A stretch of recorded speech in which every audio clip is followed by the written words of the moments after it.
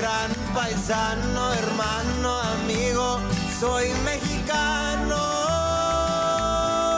Y cambiamos de lugar, no de bandera, verde, blanco y rojo lo llevo en las venas. Como el águila volamos sin fronteras, rompemos la malla que se... Muy buenas noches y bienvenidos a la Hora Nacional. Estamos muy contentos de que nos estén escuchando en su camino a casa, en el trabajo o donde quiera que estén hoy domingo 25 de mayo. Yo soy Cha y junto con mi queridísima Leonora les preparamos un programa lleno de información y de entretenimiento. Sí, hoy vamos a platicar del Día Mundial sin Tabaco. Pasa que en México se calcula que el cigarro causa la muerte de 43,000 personas cada año.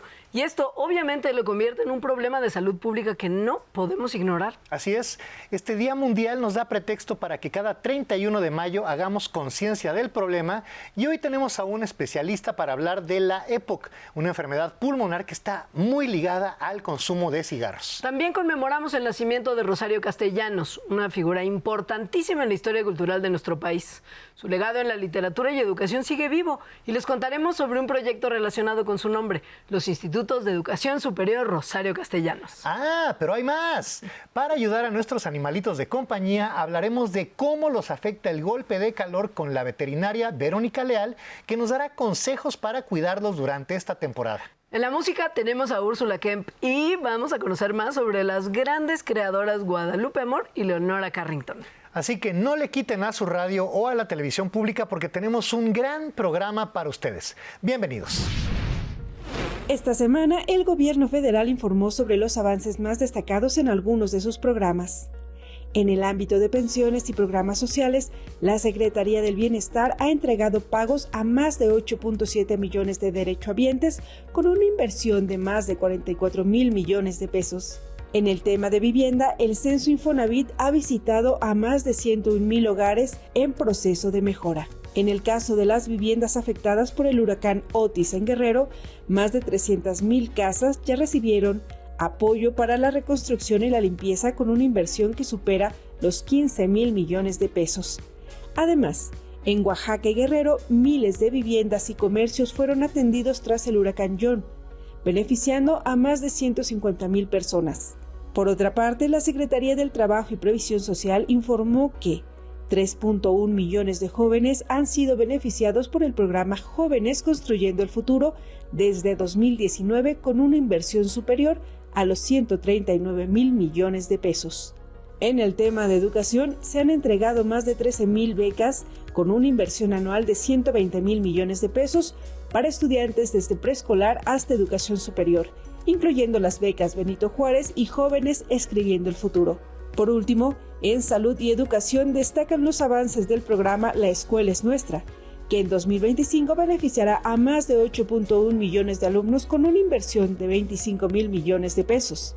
Y la puesta en marcha del programa La Clínica es Nuestra, que beneficiará a 8,672 clínicas en todo el país. Seguiremos atentos a la información que se genere al respecto.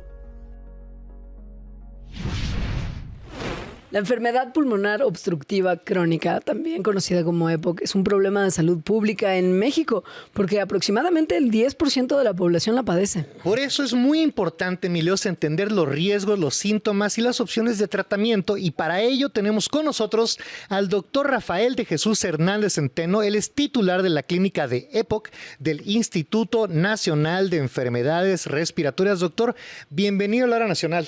No, al contrario, muchas gracias por la invitación. No, pues es muy importante, gracias por estar aquí. Oiga, ¿nos podría explicar para empezar así sencillito qué es el EPOC y cómo afecta a los pulmones?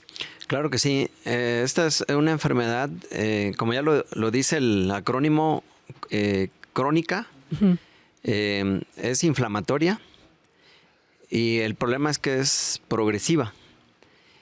Y es un daño que ocurre a nivel de las vías aéreas, a lo que conocemos como bronquios, bronquiolos, pero también puede dañar lo que son ahora sí que la pulpa del pulmón, lo que le decimos el parénquima. Sí.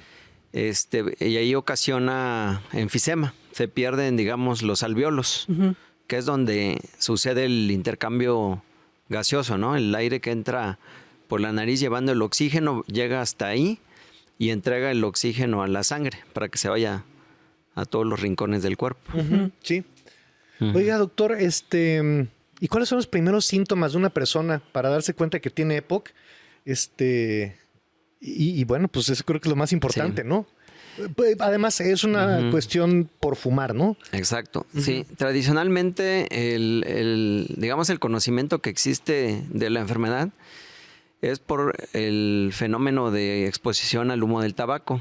Pero ya recientemente se ha reconocido que, por ejemplo, el humo de leña también es otra causa, porque el humo de la leña se parece mucho al humo del tabaco. Ah, ¿en serio? Y últimamente se ha reconocido también otras causas, como por ejemplo exposiciones laborales, ¿no? Por ejemplo, a partículas orgánicas, a partículas inorgánicas. Por ejemplo, puede ser que lo veamos en trabajadores de la construcción, por ejemplo, en minería, en laboratorios donde están expuestos a solventes, ¿no? Sí, sí. Pero se requiere una larga exposición y que la exposición sea repetida. Claro. Okay. ¿Qué es lo que se siente cuando uno empieza a presentar síntomas de EPOC? Me imagino que hay una falta de aire, supongo que eso es una señal. Sí. Pero ¿cómo nos podemos dar cuenta que tenemos que ir a visitar al médico? Sí, los síntomas cardinales son la tos, la expectoración, la falta de aire con el esfuerzo. La verdad es que muchas veces, como otras enfermedades crónicas, el diagnóstico se hace tardíamente.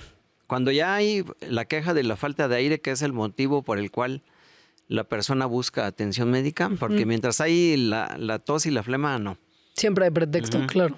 Pero cuando él ve que ya no puede hacer cosas, ahí es cuando va con el médico y ya se detecta en una etapa ya más avanzada, ¿no? Entonces, hay muchos casos de EPOC en donde incluso pueden estar asintomáticos, como pasa en la hipertensión, en la diabetes. Y lo que se recomienda es que si tienes el factor de riesgo, pues hazte el estudio apropiado, ¿no? O sea, si eres fumador y si estás expuesto a todas estas causas que nos acaba de mencionar, ¿no? Exacto. ¿Y cuál es el estudio apropiado? En este caso es la espirometría. En esa maniobra se mide el flujo de aire. Si hay una obstrucción a nivel bronquial, pues va a salir un hilo de aire. Y entonces ahí vemos que el flujo expiratorio está reducido. ¿El EPOC lleva al enfisema y eventualmente lleva al cáncer? Esa es una pregunta. Y la segunda es, si uno tiene EPOC, ¿hay tratamientos? ¿Se puede revertir? ¿O como es una enfermedad crónica, pues ya no hay marcha atrás? Las dos enfermedades pueden coexistir porque el factor de riesgo es común, ¿no? Pero hay personas que desarrollan cáncer, pero no EPOC. Y hay personas que desarrollan EPOC, pero no cáncer. Pero hay personas que desarrollan las dos. Sí, claro. ¿No? Entonces, esa es en base a la primera pregunta. La segunda es que hay mucho que ofrecer a un paciente con EPOC, pero lo más importante es interrumpir el factor de riesgo. Claro. Nada más interrumpir el factor de riesgo mejoran mucho su calidad de vida, sus síntomas y la sobrevida. Claro. ¿Sí? Y ahora si le agregas los medicamentos, si le agregas rehabilitación pulmonar, entre otras, atender otras comorbilidades que también conlleva el tabaquismo. Claro. Pues sí se mejora y pueden sobrevivir bastante bien.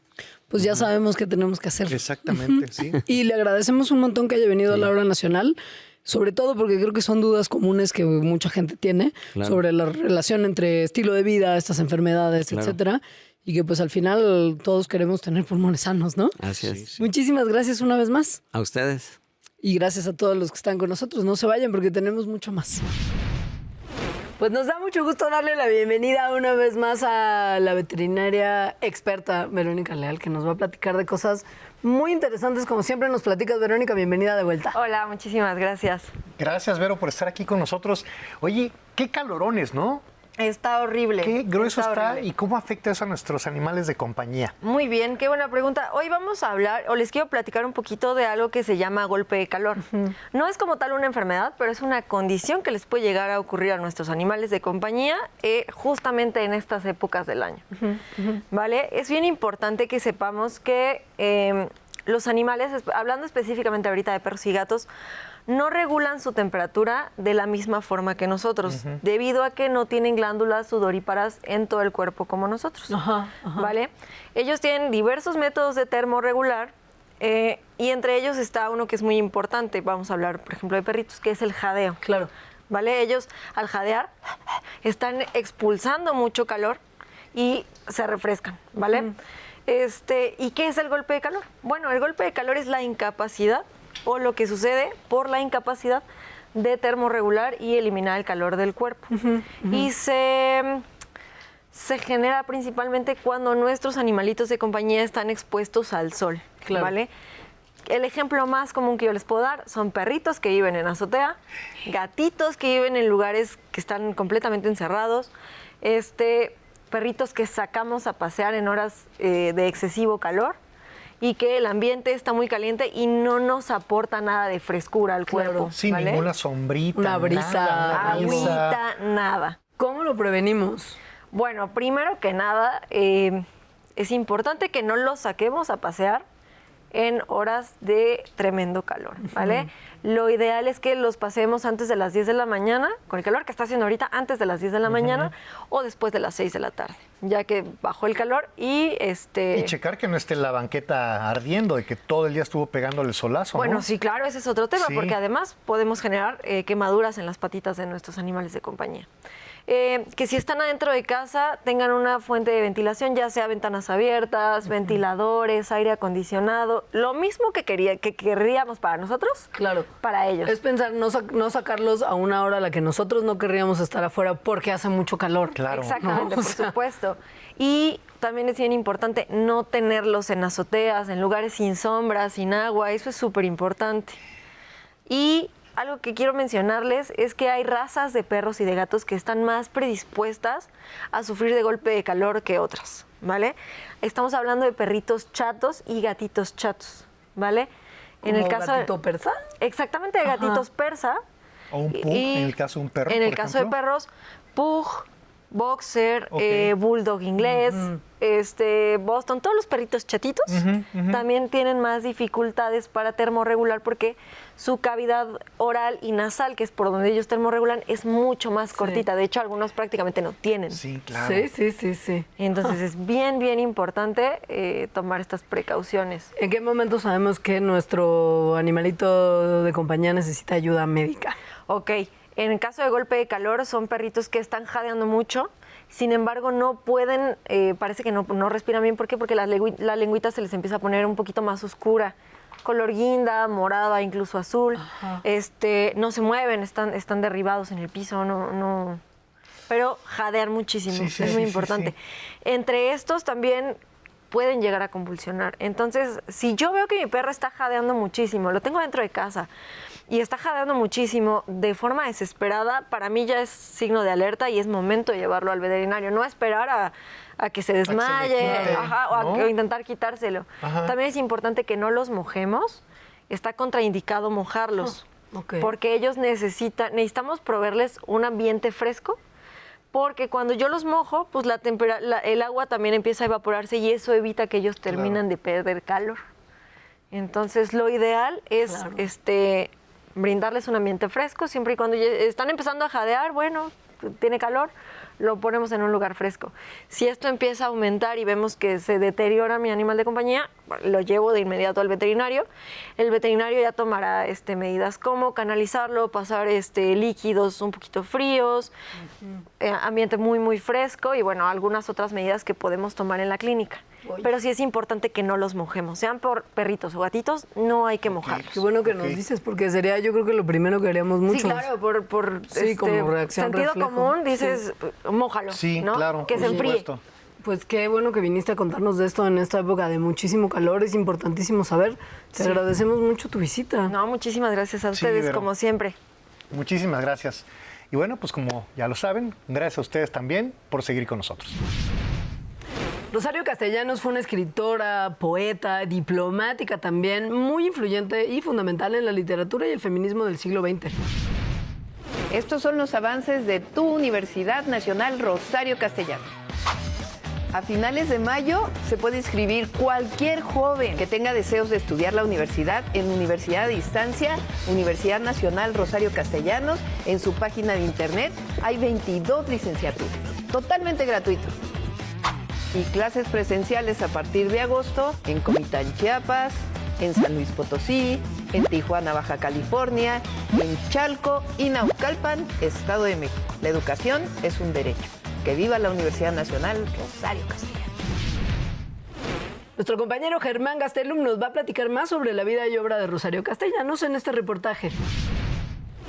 Hola amigos, ¿cómo están? Yo soy Germán Gastelum y hoy nos encontramos en la Universidad Nacional Rosario Castellanos, ubicada en el casco de Santo Tomás. Y precisamente vamos a hablar de esta maestra, de esta mujer, Rosario Castellanos, que nació el 25 de mayo de 1925 y estamos festejando lo que serían sus 100 años. Rosario Castellanos estudió en la Universidad Nacional Autónoma de México y también ella nació aquí, sin embargo vivió su niñez y su juventud en Chiapas, lo que la volvió consciente de la realidad indigenista y sobre todo del racismo y de las cuestiones en contra de la mujer.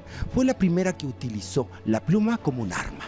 Dijo que podía romper criterios y mentalidades a través de la escritura.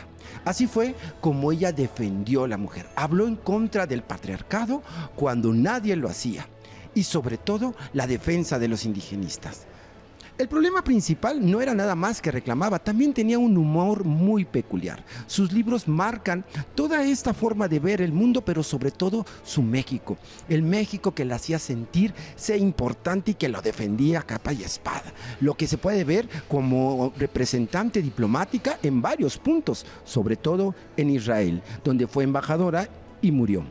Ella murió electrocutada en 1974. Se duda todavía sobre cómo fueron los sucesos de su muerte. Sin embargo, siempre defendió como primera pauta a la mujer, a los indígenas y a la mentalidad mexicana, como una ideología que tenía que ser presente en todo el mundo. Rosario Castellanos tuvo alguna confrontación también con algunos filósofos, escritores e ideólogos como Octavio Paz. Fue una cuestión como de admiración y al mismo tiempo de confrontación. También ella puso siempre en alto que la mujer podía crear mundos y podía entrar con la escritura como una forma de protestar y una forma de levantar la voz. Rosario Castellanos, la maestra que siempre dijo que ser mujer era una herida difícil de cerrar. Para profundizar más sobre Rosario Castellanos, podemos leer su novela Balum Caná. Recordar que hay voces que rompen el tiempo y que siguen viviendo día a día. Queremos agradecer a la Universidad Nacional Rosario Castellanos, una de ellas que se encuentra aquí en Manuel Carpio. Gracias, amigos de la Hora Nacional. Seguimos. Ya siento que con la frase "mi música no tiene género, tiene identidad", se entiende un poquito de la filosofía del artista independiente que vino a visitarnos hoy. Sí, ¿no? Yo creo Gran frase. Que sí. Pues está con nosotros el día de hoy Úrsula Kemp. Bienvenida, Úrsula. Muchísimas gracias autora. por la invitación, súper contenta de estar aquí. ¿Cuándo te diste cuenta que de todos los trabajos del mundo la música era el tuyo? Pues yo nada más no fue al año porque no podía hablar, pero no, la verdad sí fue muy chica, o sea, la verdad, no sé, yo creo que lo traía ya no tengo idea de mis ancestros o no sé. ¿En tu familia? No, profesionalmente creo que no, aunque sí, por ejemplo, en la familia de mi mamá hay un tío que toca el acordeón muy bonito y creo que mi bisabuela, creo, que tocaba el arpa, pero o sea, de manera como hobby, así. Ajá. Pero pues por ahí viene, ¿no? Lo de traer en la sangre. Claro. ¿Cómo das ese salto de ser un estudiante de música a ya empezar a hacer cosas que te ponen en la categoría de que ya es tu profesión, digamos? Sí. Pues bueno, primero fueron clases particulares hasta muchos años, hasta que ya salí de la prepa y decidí que iba a realmente estudiar, ¿no? Y ya fue cuando ingresé ya, digamos, formalmente a la carrera. Y ahí, es que yo ya empezaba como a componer, pero pues nunca había grabado nada ni nada. Claro. O sea, componía y estudiaba y era como lo que hacía yo. Lo de ya grabar y componer, como yo digo, ya profesionalmente, ajá, pues fue hasta terminando la carrera. Uh-huh. Ya. Y después, por ejemplo, pues has trabajado con gente también reconocida como Paco Barrios, el Mastuerzo. Ah, sí, eso muy bonito también. Sí, cuéntanos un poquito de esa. Bueno, yo al Mastuerzo lo conocí porque hice un documental sobre la violencia en México hace algunos años. Y ahí lo invité, lo conocí por el codirector del documental y bueno, yo quería invitarlo pues. Y entonces sí aceptó y después de eso nos hicimos como más amigos hasta que en pandemia fue cuando lo invité. Y pues fue así toda la distancia, ¿no? Porque no podíamos salir, ni tocar, ni hacer nada. Claro. Entonces le hablé y le dije, maestro, pues, ¿cantarías una canción conmigo? Y me dijo, sí, pero ¿cuál? O sea, mándame 3 o 4 para de verdad. Y sí la eligió, o sea, no fue así cualquier canción. No, pues es el más grueso. Sí, claro, 2 años de carrera, pues para que puedas elegir por lo menos, ¿no? Claro, por supuesto. Oye, cuéntanos más de ese documental. Sí, ese documental se llama Levántate y tiene el nombre de una canción que yo hice por Ayotzinapa, que al final, después de lanzar la canción, pues decidí que tenía más cosas que decir y descubrí pues que obviamente no solo yo tengo cosas que decir respecto al tema de la violencia, sino mucha más gente, ¿no? Entonces, pues hice este proyecto que terminó en un documental. Y ahí en ese documental invité a varios artistas de varias ramas del arte a que compartieran su reflexión sobre, dentro de su expresión artística, qué los lleva a hacer, pero con esta tristeza pues detrás, que es la violencia. Y desgraciadamente no solo en México, sino en el mundo entero, pues. Claro. Entonces así fue. Y no es tu única canción dedicada a temas de importancia y de preocupación, ¿no? Tienes, por ejemplo, una canción dedicada a mujeres privadas de su libertad. Sí, eso fue en el más reciente álbum, se llama La Herida, y no he podido hacer un proyecto que traigo en mente desde hace años con esta canción. No, es otra cosa, pero lo estoy buscando porque he intentado y no he podido, porque también luego a veces tengo, no sé, metas tal vez muy visionarias o no sé, pero bueno, me esperaré a que esté el momento exacto de que salga bien. Pero sí, o sea, es una canción para las mujeres que están y han estado privadas de su libertad. Y sobre todo la sensación, no tanto el hecho, sino lo que viven día a día adentro de ellas, ahí adentro y afuera las que han salido, ¿no? ¿Dónde te vamos a poder ver en vivo? ¿Conciertos? ¿Cuáles son estas redes sociales? A ver, bueno, yo tengo @UrsulaKemp oficial en TikTok, Instagram y Facebook. Y aparte tengo mi página oficial que es www.ursulakemp.com. ¿Sí tienes planes de sacar más música pronto? Pues ahorita estoy estrenando una canción, ¿no? Que se llama Ausencia. Entonces ahorita más bien es esta canción, este video que está saliendo, que tiene nada de salir, y darle continuidad a esta canción. Y sí hay unos sencillos ya que los estamos preparando que vienen después de esta. Súper. Perfecto. Oye, pues muchas gracias por acompañarnos aquí en La Hora Nacional. Qué gusto conocerte y suerte con los sencillos que vienen. Muchísimas gracias por esta invitación, es un gusto. Al contrario, Úrsula, gracias por acompañarnos. Y bueno, pues no se vayan porque seguimos con más aquí en La Hora Nacional. La siguiente canción es una balada que escribí hace poco tiempo. Se llama Tus huellas en el mar.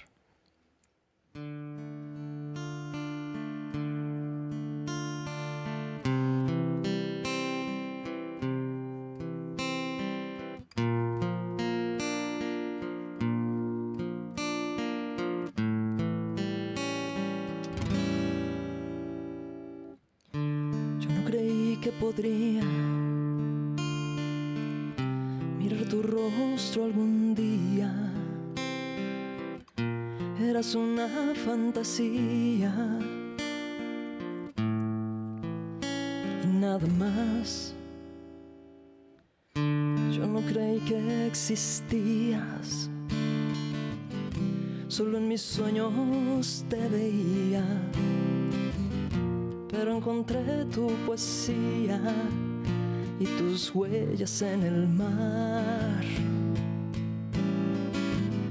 Y ahora tiene sentido, y por ti he conocido, no, el lado oscuro de la luna, que hoy brilla más que ayer. Y vuelvo a creer y puedo ver el lado oscuro de la luna. Hablar de la música a través del tiempo nos ayuda a entender cómo hemos cambiado como humanidad, porque refleja nuestra identidad cultural, social y hasta política de cada época. Por lo mismo, conocer a los artistas, bandas, géneros musicales que sonaban en años anteriores nos ayuda a entender mejor cómo se ha movido nuestra sociedad. Hoy les vamos a presentar una nueva sección con Orlando Abad, donde vamos a platicar de todo esto y a explorar la música que marcó cada década desde los 60 hasta hoy.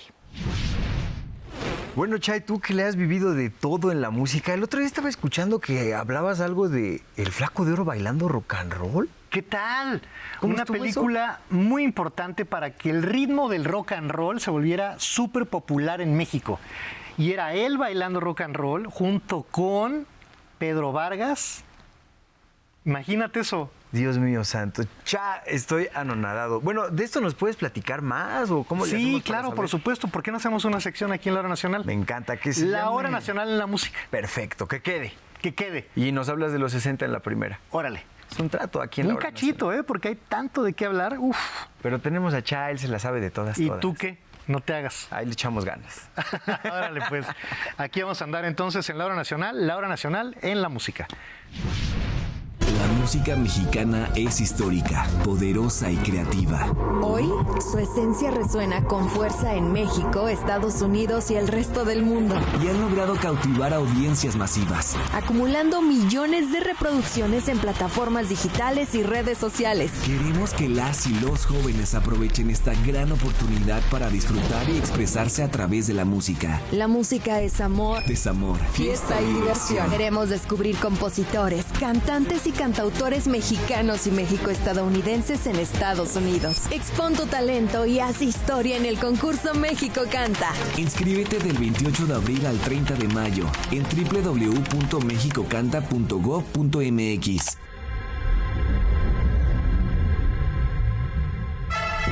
México Canta por la paz y contra las adicciones es parte del movimiento de la nueva música mexicana.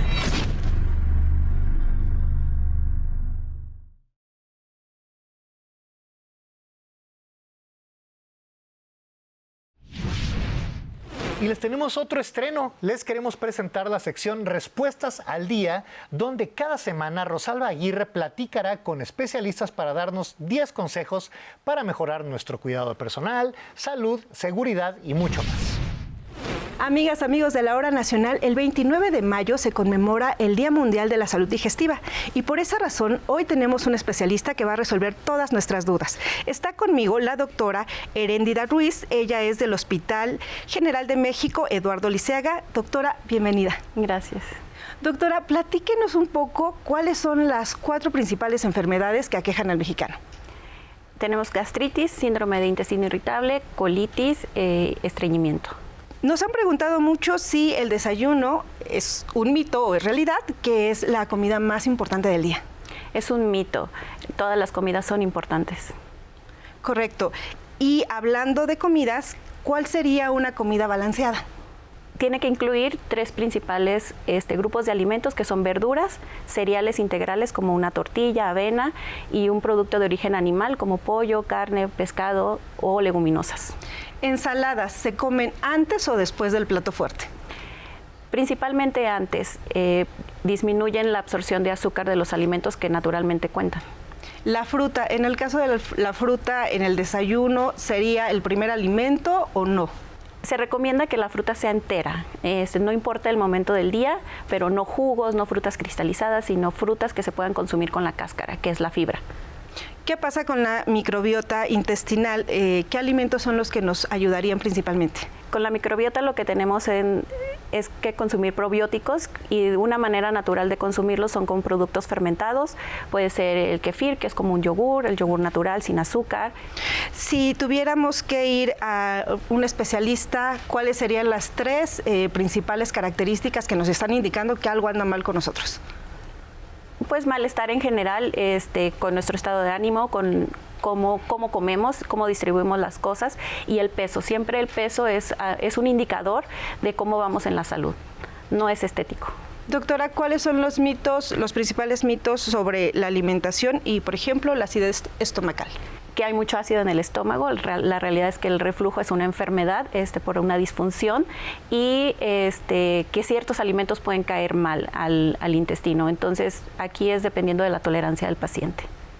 En cuanto a la gastritis y la colitis, hay algunos mitos. ¿Cuál sería alguno que tengamos que romper en este momento, doctora? Las listas de ciertos alimentos, por ejemplo, con semillas o que causan inflamación, pueden depender, el consumo depende de la tolerancia del paciente, no porque sean ácidos en general como un tomate o un limón nos van a generar gastritis. Hay otros alimentos irritantes como la Coca-Cola o bueno, en este caso refrescos y también pueden ser chocolates. Los chocolates. Ok. Ahora, si tuviéramos que poner un ejemplo muy breve sobre todo para mantener la salud digestiva, de desayuno, comida y cena, ¿cuál sería? Por ejemplo, un desayuno que incluya los 3 nutrientes, puede ser un huevo revuelto con algún tipo de verdura, con tortilla. También en la comida podemos incluir un producto de origen animal, que es el pollo, por ejemplo, con nopales, que es algo típico de nuestra sociedad, y también podemos incluir arroz, por ejemplo, o tortillas, que es integral. Y una cena, por ejemplo, una quesadilla, que es una tortilla con queso o pollo, que es el alimento de origen animal, con alguna verdura, puede ser, por ejemplo, ejotes con pico de gallo. Correcto. Doctora, finalmente, ¿cuáles serían los imperdibles, los alimentos imperdibles para una dieta balanceada? Fibra, no sé, hidratación. Por favor, adelante. Los hábitos en general saludables son hidratación, descanso, alimentación saludable que incluya estos alimentos con fibra, que son alimentos generalmente en su estado crudo, con cáscara, siempre una fuente de origen animal, que es el pollo, la carne, la res, y tomar mucha agua. Doctora Erendira Ruiz, yo le agradezco muchísimo que haya venido a resolver todas nuestras dudas y pues no se vayan, continuamos con más aquí en La Hora Nacional.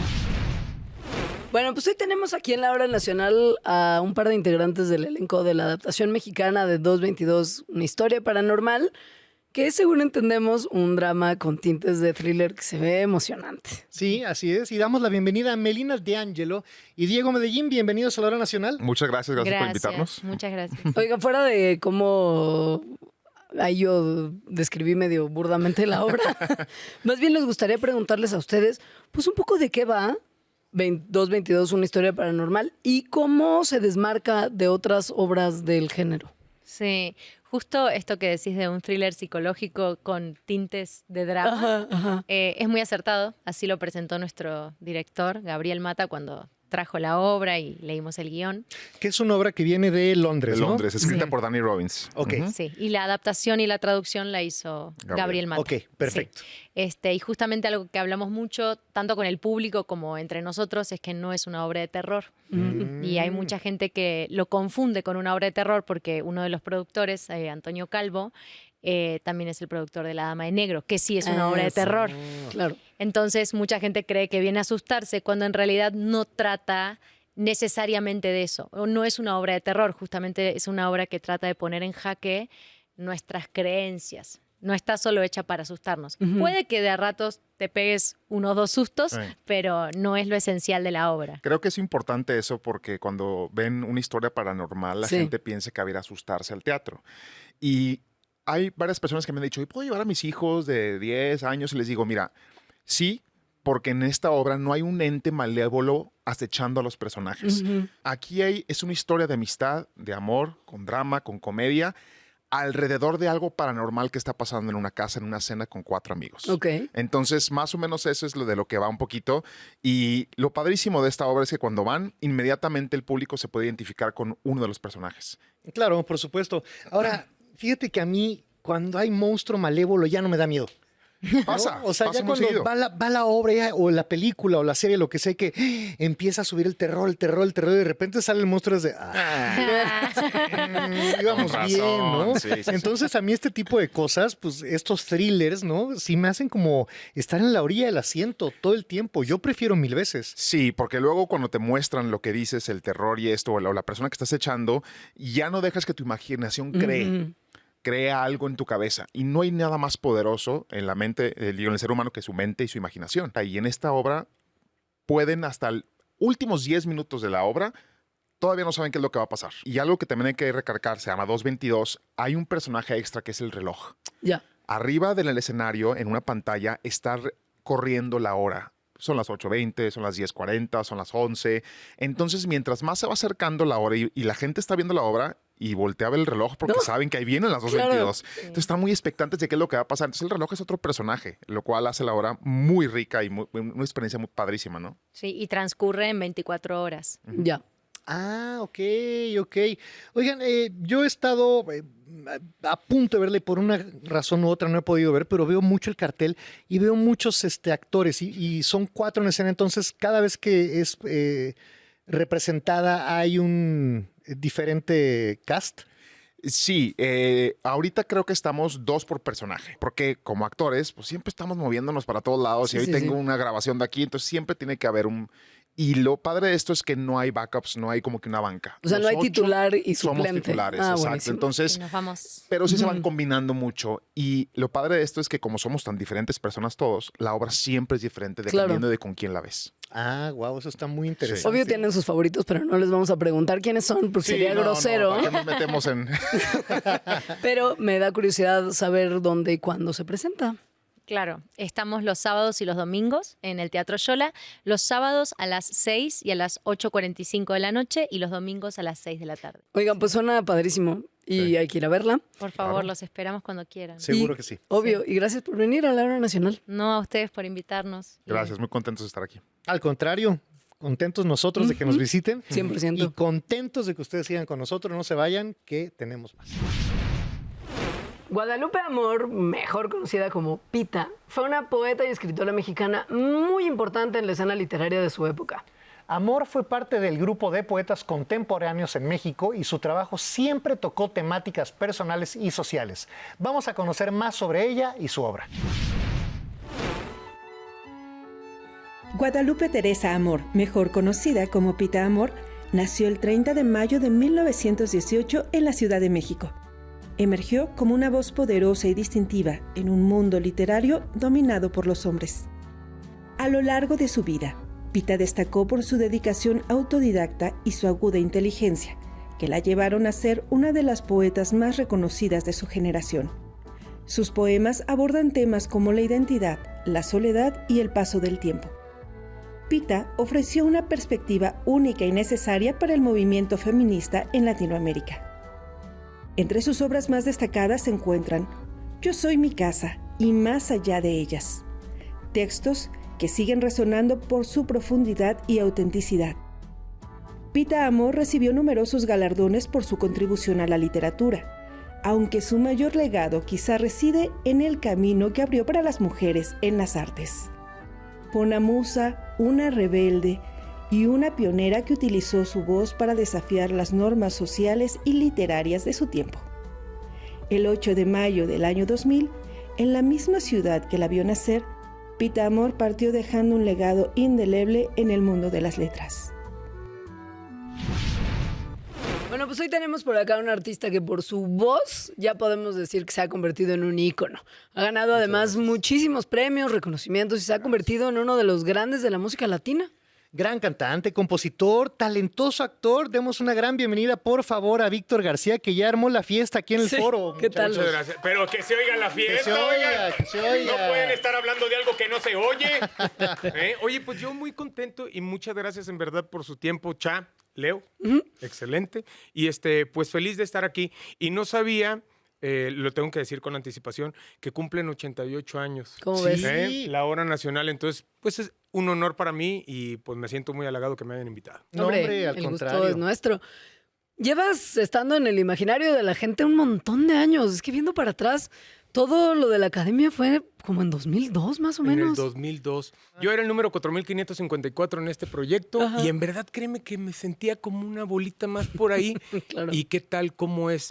Insisto que todo está relacionado. Muchos lo llaman como una coincidencia o suerte. Yo siento que va de la mano con muchísimos factores que no todos están dispuestos a. Y pues de ese momento para ahora has pasado por muchas cosas. Sí. has ganado premios, has estado Sí, en sí, todos sí, los sí, sí, escenarios, has explorado muchos géneros musicales. Así. Y mi pregunta es, ¿dónde estás más cómodo ahorita, después de todos estos años? Fíjate que a mí, mira qué padre. He tocado varios géneros musicales. Un día me preguntaron, oye, pues, ¿qué género, no? Yo dije, pues, masculino. No, pues, óyeme. Fíjate que he estado venía del pop, venía de una agrupación coreográfico-vocal y de repente en este proyecto donde, pues, nos ponían a interpretar canciones muy versátiles de géneros distintos, cuando yo canto la canción de Desvelado, que es grupera, pues el público es el que determina o funge como una directriz en mi carrera para apostarle a algo más en forma. Y lo que para mí empezó como un juego, ahorita es una forma de vida y me siento muy cómodo en ese género musical, el que es el regional mexicano, que precisamente ahorita está teniendo un auge, una detonación a nivel mundial. A fin de cuentas, es un juego, ¿no? Sí, O sea, sí, sí, en sí, Estados sí. Unidos dicen, we're gonna play, ¿no? Vamos a jugar. Sí. Aquí decimos, vamos a tocar, vamos a cantar. Sí, sí, sí. Pero somos muy afortunados de que el entretenimiento de otras personas y sus momentos de esparcimiento, sus fiestas, sus momentos de olor y todo eso, pues es nuestro trabajo y tú le tienes mucho respeto. Así es. Fíjate que a mí una de las cosas que me acentuaron, dicen que me separé como 10 años de la industria. Y efectivamente me mantuve al margen, porque necesitaba saber si en verdad quería hacer esa entrega, ¿no? Esa disposición de disciplinarme, trabajar, ¿no? Una serie de factores, uno que para mí es muy importante es la fe, ¿no? O sea, mantener la fe en un ambiente tan efímero como el de nosotros es complicado, pero realmente la fuerza, el apoyo y el cariño del público es lo que me hacía también ser perseverante, ¿no? Y decía mi abuelo, que fue el que me crió, a base de pues, muchos refranes, no te preocupes tanto por lo que no tienes, ocúpate por engrandecer lo que tienes. Oye, Víctor, ¿en qué estás trabajando ahorita? Pues hice una producción, me topé con un equipo, jamás tuve manager, hermano. Siempre tuve que tomar decisiones, ahorita he estado aprendiendo a delegar, ¿no? Se me hizo una producción con mis canciones, que fue lo más maravilloso. Y los compañeros de la industria a los que se le hizo la invitación y se les convocó, todos me dijeron que sí. Estoy como en un momento muy bonito, armónico, en la industria, en donde los compañeros, y no solamente ellos, me han recibido bien los fans o los seguidores de todos y cada uno de ellos. Entonces, estoy bien, estoy ahorita latente y sacamos una producción. Hicimos disco, ya ves que el disco ya nadie, bueno, no es que no crean, sino que es un formato como un poquito pasado. Sí. ¿Por qué? Porque es, para empezar, muy bonito tener tu disco. A mí me encanta. Y es el pretexto de estar frente al público y firmarles. Claro. O sea, en lo digital, si todos padres tienen acceso a todo, ¿tienes algo de tu artista? Sí, bueno. ¿Verdad? Nosotros hicimos disco. Claro. Llevo 1 año, 3 meses, familia, haciendo promoción. Entonces, pues me siento querido y me siento apoyado y me siento fuerte y me siento así, familia. Exactamente. ¿Qué tal? Víctor, pues muchísimas gracias por visitarnos aquí en La Hora Nacional. Te lo agradecemos muchísimo. Muchas gracias. Y además, muchas gracias. Nos cantaste, platicamos, o sea, todo bien. No, y alegre. Yo me siento como parte de una gran familia, así que le agradezco a La Hora Nacional y en verdad los felicito porque pues no, ustedes no tienen 88 años, ¿no? Oye, Nos discúlpame. conservamos Pero oye, muy bien. ¿Verdad que pero sí? Pero fíjate qué honor estar aquí y espero en Dios, como lo dije, oye, yo llegar a esa edad, qué maravilloso. Y entero, ¿eh? Porque ¿cómo está La Hora Nacional? Óiganme, por favor, no me dejen mal, familia. ¿Cómo está La Hora Nacional? Eso. Víctor, muchas gracias. Gracias a ti. Es tu casa. Hermano, muchas gracias. Señorita. Y lo saben, en su casa no se vaya. Gracias a La Hora Nacional por haberme permitido el honor de estar aquí frente a todos ustedes y pues compartirles, aunque sea un poquito, ¿no?, de tanta felicidad en este regreso maravilloso en donde pues me reciben con los brazos abiertos como la primera vez. Pues estoy ávido de darles lo mejor, ¿no?, de entregarles lo mejor de mí.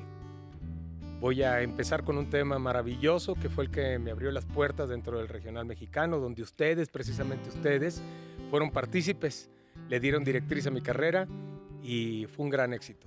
Así que para todos ustedes y para La Hora Nacional, Víctor García Servidor.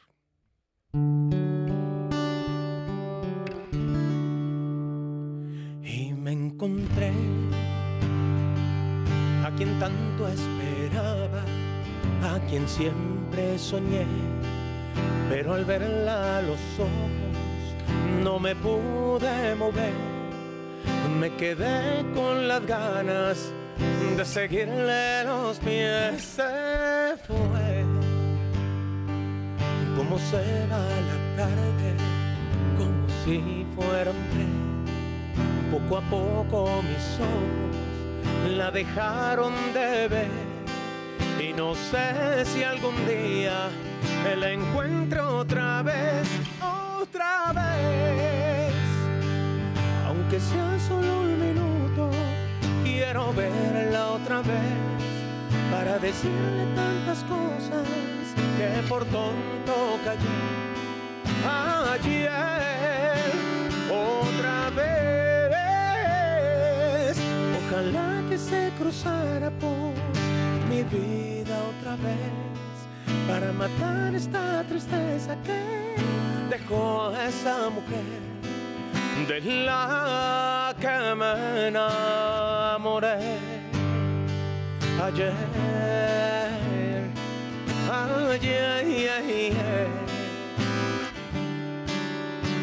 Otra vez, aunque sea solo un minuto, quiero verla otra vez para decirle tantas cosas que por tonto callé ayer.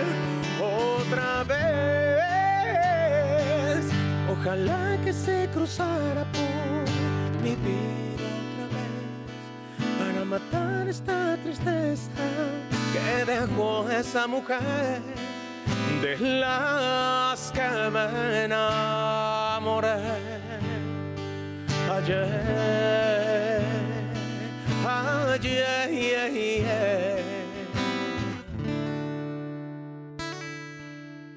De la que me enamoré.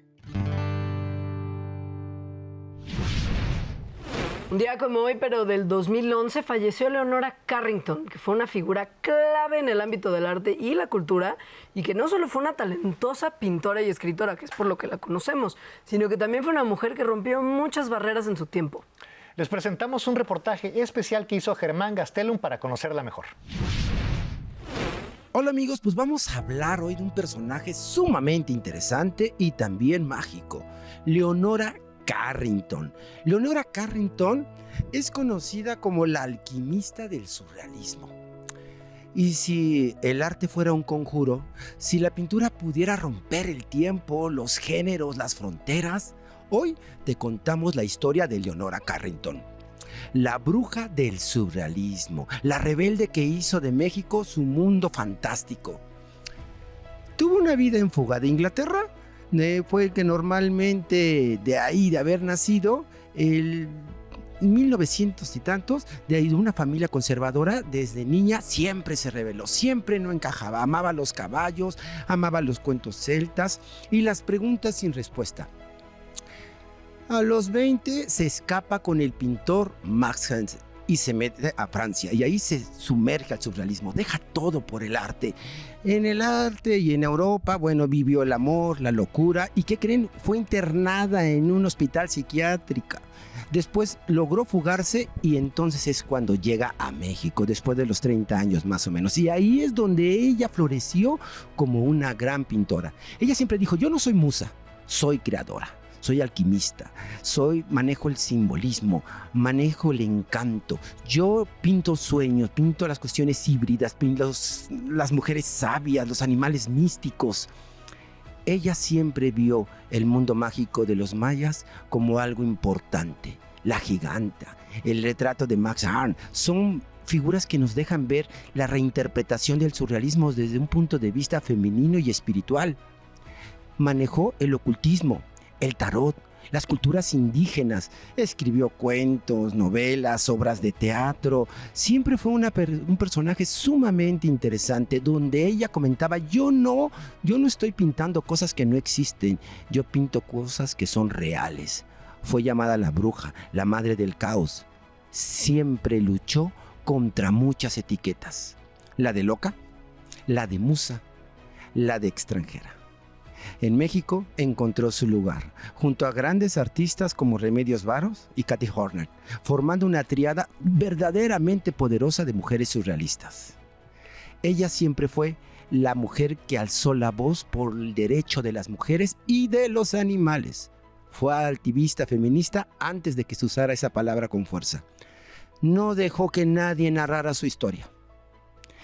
Ella siempre luchó porque la mujer y la magia fuera verdaderamente algo unido. Decía que el arte podía ser mágico y sobre todo que la mujer podía crear mundos sin tener que pedirle permiso a nadie.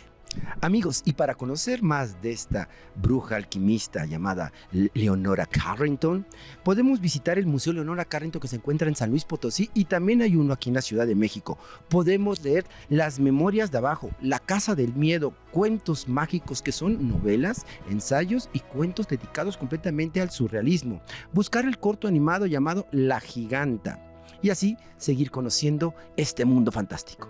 Gracias, seguimos aquí en la Hora Nacional. El Día Internacional de la Diversidad Biológica se celebra para recordarnos lo frágil que es nuestro planeta.